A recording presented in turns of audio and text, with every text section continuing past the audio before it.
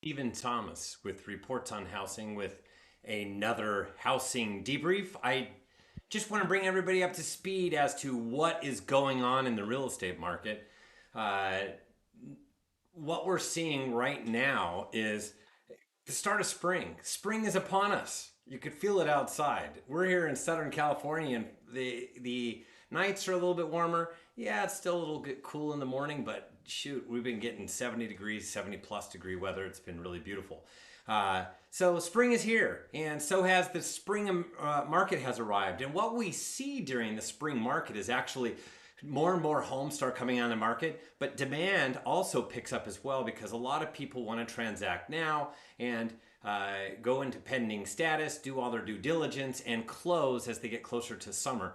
A lot of people want to do it. People with kids, people without kids. So this is where we have more activity than any other time of the year. It's the springtime, and the springtime has arrived. And from week to week, just from last week to this week, what we're seeing already is an uptick in demand. And yes, a slight uptick in inventory, but actually demand has picked up faster than inventory over the course of the last week. And so that is kind of what's going on. I'll get into it a little bit more, but so here's our next housing debrief. Let's get right into it. Of course, the Federal Reserve met and they had their big speech yesterday. So the Federal Reserve was busy meeting and they had a prepared remarks. And the prepared remarks, it went way better than what my expectations were. I was hoping that they wouldn't be too dovish, where they were too conciliatory, or I didn't want them to go back to being hawkish again. That we're going to be higher for longer, not as many rate cuts, that type of thing. So it was actually very well crafted. It was a very well done speech, and the Q&A didn't move the markets much at all. As a matter of fact, we actually had rates that came down a little bit from yesterday, and it's all because of the Federal Open Market Committee. Now, the Fed meets, and every quarter they project out where their interest rate path is going to be. And if you remember back in September, they said only one rate cut for 2024, and then all of a sudden we had interest rates. They said, uh-oh, they're never going to come down off of their high horse. And then we had interest rates that floated all the way up to 8%. But then in December, they changed their language quite a bit. They were a little bit more what they refer to as dovish, where they were kinder, more gentler on the economy. And they talked about 3 rate cuts. Well, this is the latest rate cuts, and the rate cuts are in alignment with December. They're still at 3 rate cuts. So there was some speculation that it would say 2 rate cuts versus 3 rate cuts, but they have maintained the 3 rate cuts. Now, this only comes out every quarter. So the last one we saw in December, and this one comes out in March. They meet again in about 6 weeks, and then in 6 weeks after that, they meet again, and that will be the next quarterly point, and that will be in June. So it's a long ways off before they tell us where interest rates are going to be down the road, and they might even make that first cut in June, which is anticipated by most markets and many analysts. That is most likely when they will begin, but they will tell us where things are going to go from there. And we're going to have a lot of data points, inflation as well as jobs, and a lot of numbers that are going to come out over the course of the next couple of 2.5 months and getting there, next few months. So it's going to be quite interesting to see how everything progresses. And so we will just stay tuned and watch that. But it's actually good news for real estate. Interest rates dipped below 7% today for the first time in over a week. So they came back, they went up, and now they come back down. Now we have more data points to go now that the Federal Open Market Committee met, and it was a little bit more positive spin on where rates are going to be. But let's get into the story for today on Housing Debriefing is will the NAR settlement impact housing? Now, this is this huge case, and if you haven't been paying attention to almost all publications, all news outlets everywhere, it was on television, it was newspaper, it was magazines, everybody was covering this National Association of Realtors settlement, and it was a gigantic settlement. It was the Sitzer-Burnett verdict that happened back in October for $1.8 billion, and it was against NAR and some bigger box brokers. And as a result, this giant verdict. They were looking at appealing. It looks like what they've come up with is a settlement. It doesn't look like they came up with a settlement. It's giant. It's about 100 pages long, and it's going to take a while. It has not been approved or ratified by the court, and there's a lot of different people that have to take a look at it. So this may take some time. I heard weeks, but I also heard months. So who knows when it's going to happen? Probably between months and weeks. That's typically what happens at some place in between. The most positive, the most negative, and when it's going to actually occur.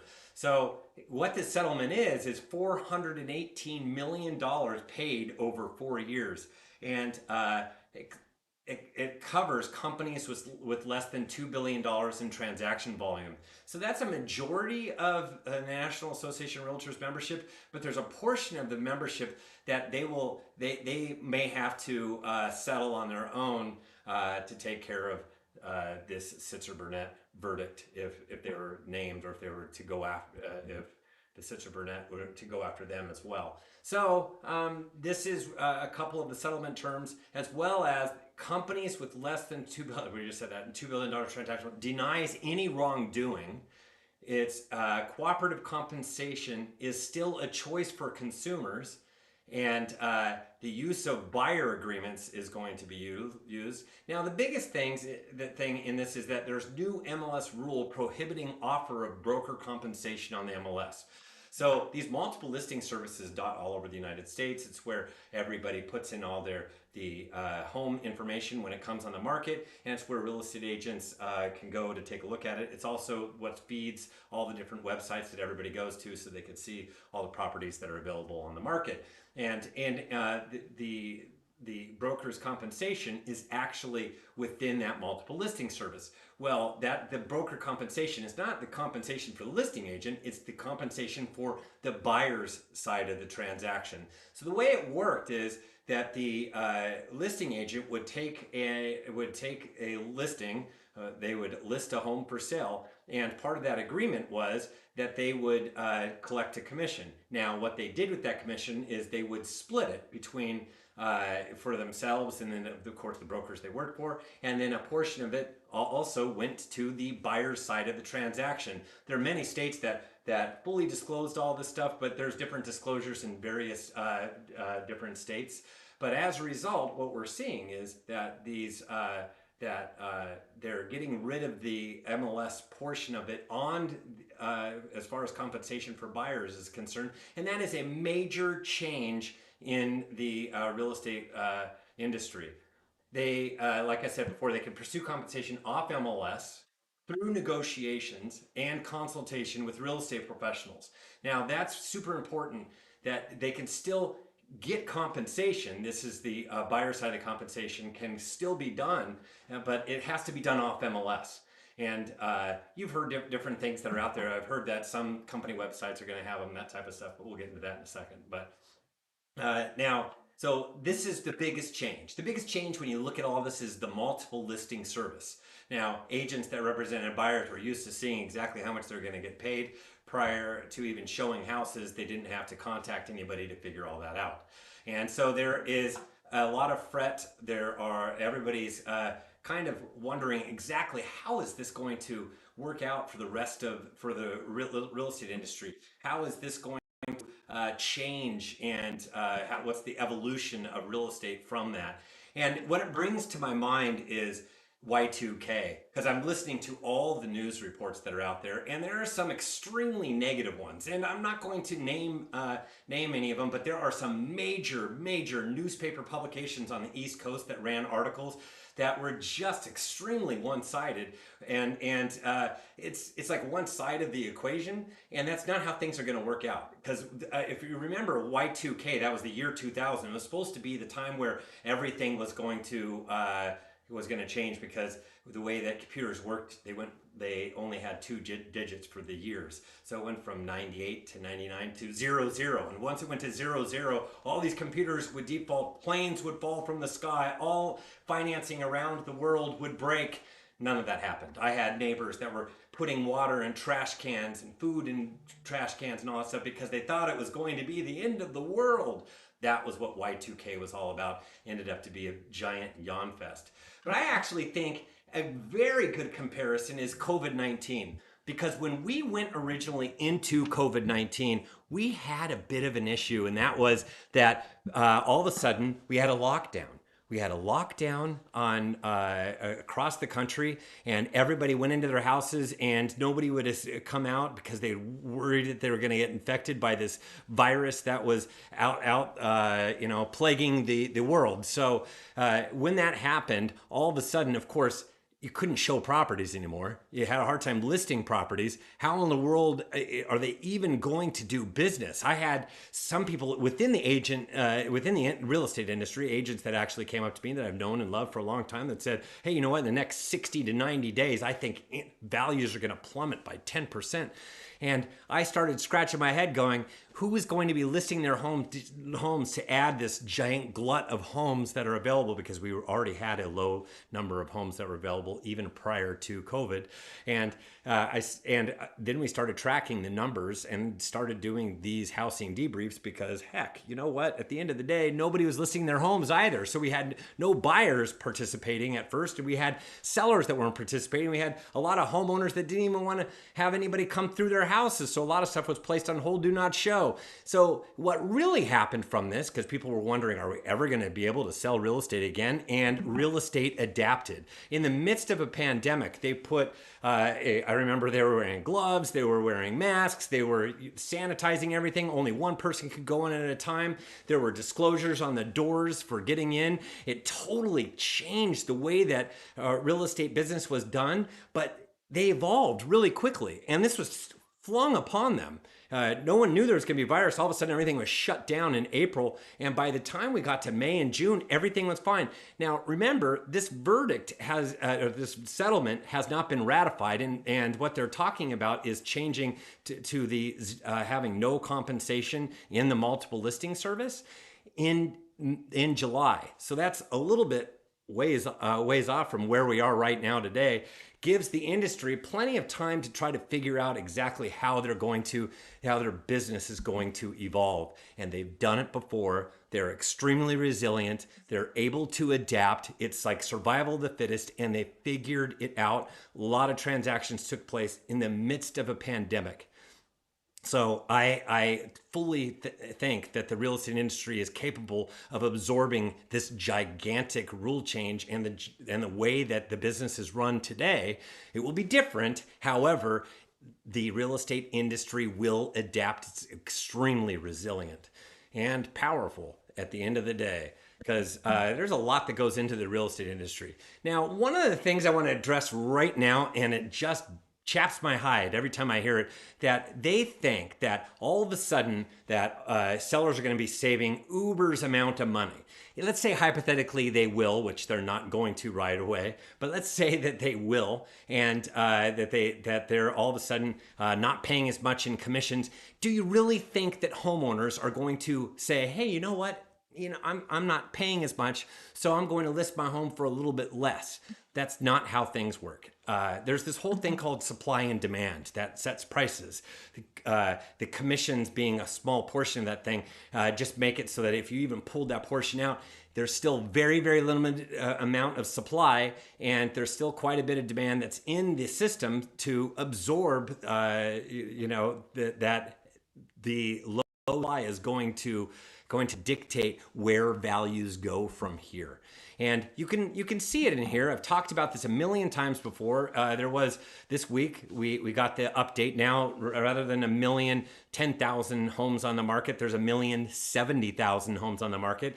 Still what we refer to as a supply scarcity. There's nothing on the market. If you see during the Great Recession, that supply glut that I'm pointing to, that supply glut, there's 4 million homes on the market. There's just over 1 million homes on the market, making their way to 1.1 million. Prior to COVID, we were above 2 million. So there's just not enough homes on the market. It's going in the right direction as far as the number of homes available. Finally, we're getting a few more homes on than, let's say, last year, if you compare year over year. But last year's not a great year to compare to, because there wasn't a lot of homes last year either. That's the way it's been for several years now.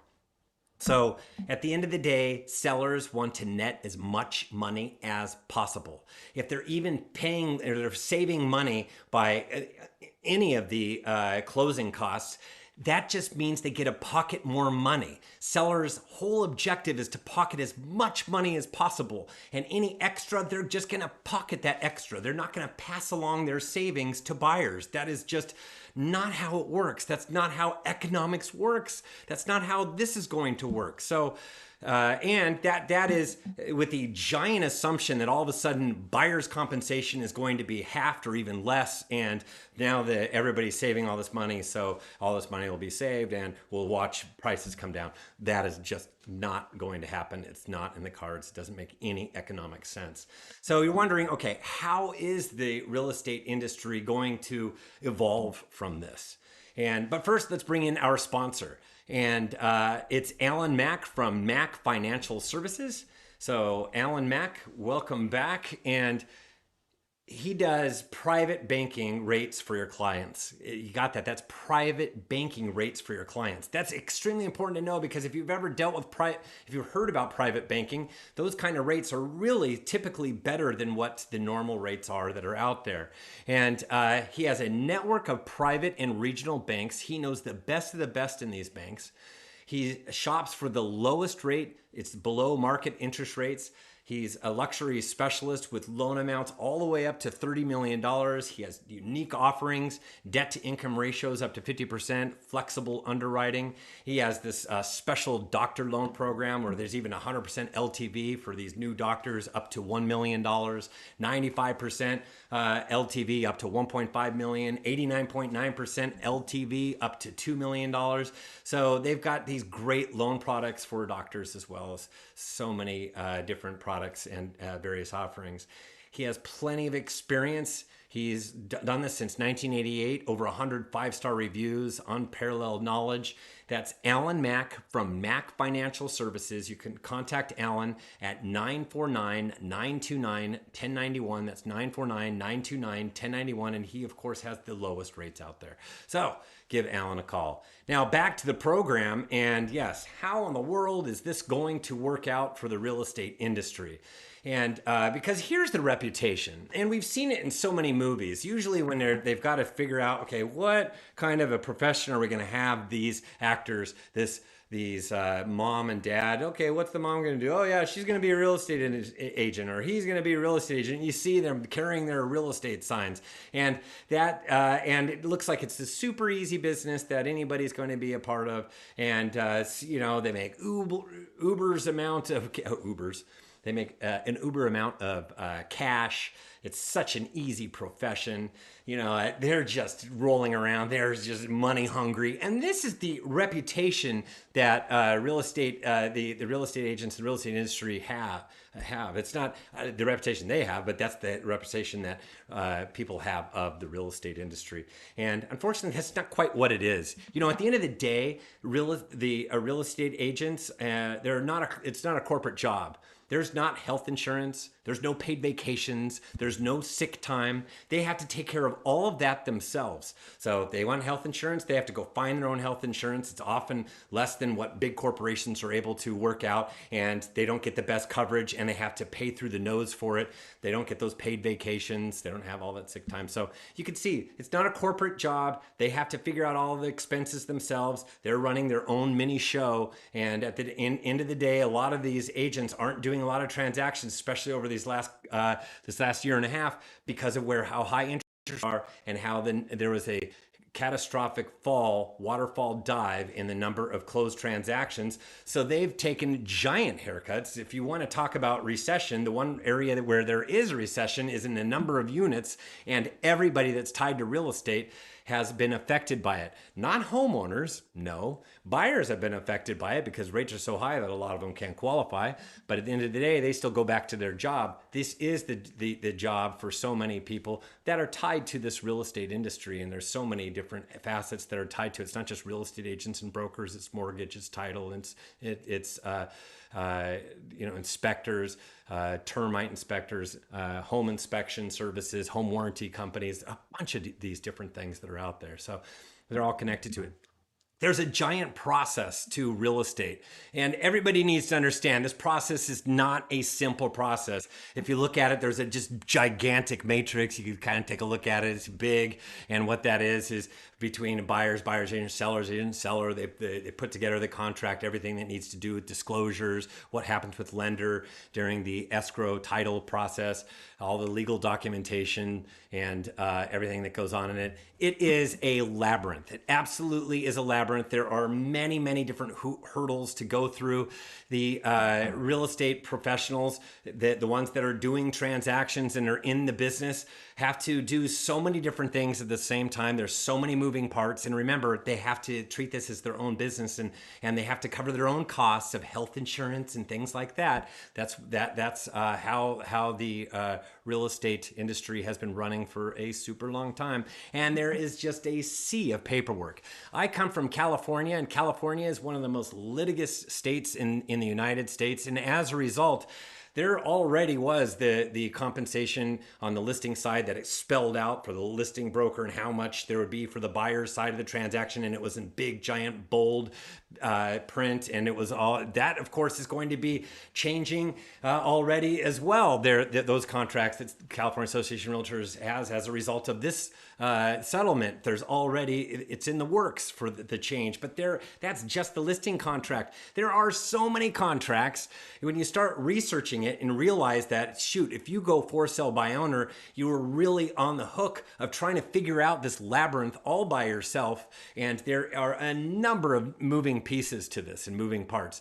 At the California Association of Realtors, they have like over 200 different forms that cover all facets of the business. And it just is there for everybody's proper coverage and disclosure, so that everybody doesn't end up in the courtroom where things get extremely expensive. Because when you get extremely expensive, if you've ever been in court, it's a long process and nobody really wins in this situation.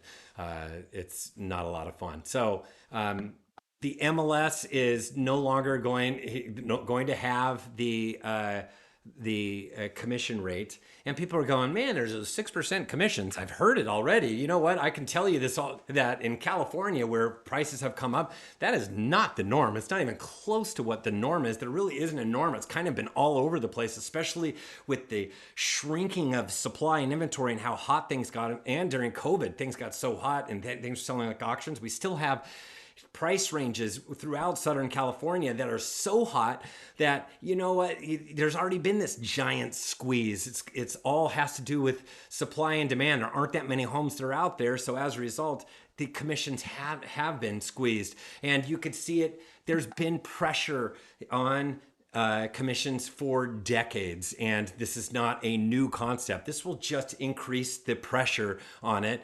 But you know what? At the end of the day, somebody moved the cheese, just like in COVID. And I know this mouse is looking for his cheese, doesn't know where it is, but you know what? This is a smart mouse. This is a smart industry. Real estate will absolutely adapt, and the real estate industry will evolve. There will be negotiations will be different. Most sellers will still be willing to offer compensation. It's just that you can't get that compensation by going to the multiple listing service, but nothing precludes you from giving somebody a phone call or trying to figure it out or negotiating something beforehand. There's a lot that can go on. Open houses will change the way that open houses are done a bit. There's got to be different contracts and things that surround that. Showing homes will be different. Contracts will have to change surrounding showing of houses. There's more communication prior to showings and offers. It's going to increase transparency. It's going to increase communication, and those skilled professional agents that adapt to this and show that they're able to do these kind of communications are the ones that are going to survive, and there will be the fittest out there. The buyer's agents commissions could be part of the loan. There's a lot of things that are coming of this. At the end of the day, just like in COVID, the industry is extremely resilient. At the end, the brokers and agents will be creative. They will figure things out. At the end, at the very, very end, when this thing all comes together, it'll be a better way to serve the public, both buyers and sellers. And also, the agents will do a better job of articulating everything that I was kind of articulating to you before, all the different paperwork that's out there, the whole entire process, how there are all these forms. They're all for everybody's protection, so they understand every nuanced bit of the process, and the process can be explained. Their value proposition will be better understood, and it's up to all the real estate professionals out there to illustrate exactly what that value proposition is. So the real estate industry will evolve just like it has in the past. This isn't the first time that they've been hit over the head, but it's not the end of the world, and the real estate industry will still continue to go forward. Why? Because I don't know about you, but when I've worked with people in the past, and you bring a professional, I used to be represent buyers and sellers way back in the day, and when I represented them, I represented them to my fullest ability, letting them know everything that was going on in the marketplace through statistics and data and facts, and this is the entire process. And I laid out my marketing plan and proposal and how I was going to do it for my sellers, and I even had a plan for buyers, and I had a value proposition for them. Why? Because when they worked with me, they saw the difference, and my whole objective was to save my buyers as much money as possible and get them the best deal, and for my sellers, it was to net them the most amount of money possible. That really was what it was about. I was really in it to win it for them. So that is the way that a lot of people approach the real estate industry, and they will continue to. And those are the people that are going to help evolve the real estate industry right now with this gigantic settlement. Yes, it will turn the real estate on its head, but at the end of the day, it will be a better place to do business for consumers that are out there, and people won't feel slighted, and they'll have a better understanding of the entire process. So if you like what you've heard today, I invite you to like my channel, as well as subscribe to the channel, like the video, and go to reportsonhousing.com to learn more about what we do and all the different reports that we offer on a bi-weekly basis. So every other week there's a report that comes out, and the most recent report that came out, and this there's along the coast of Southern California has already received this, in the Bay Area and Inland Empire will receive this next week, and it's called a climbing inventory. So we're actually watching the inventory increase a bit right now. It's still low compared to averages even prior to COVID, definitely way lower than where we were during the Great Recession, but it's at least we're starting to go up. Unlike last year, we saw the inventory going down. So we talked about what's going on in the marketplace right now. And if you'd like to subscribe to the channel, to one of our reports, we have many, you get a free month if you utilize the coupon code SPRING. And please take a look at our podcast that we have. It's Reports on Housing, Let's Talk Housing, and wherever you like to listen to your podcast. So thank you again for listening to another one of our housing debriefs. I hope you have a great finish to your week. And once again, we will see you on the other side.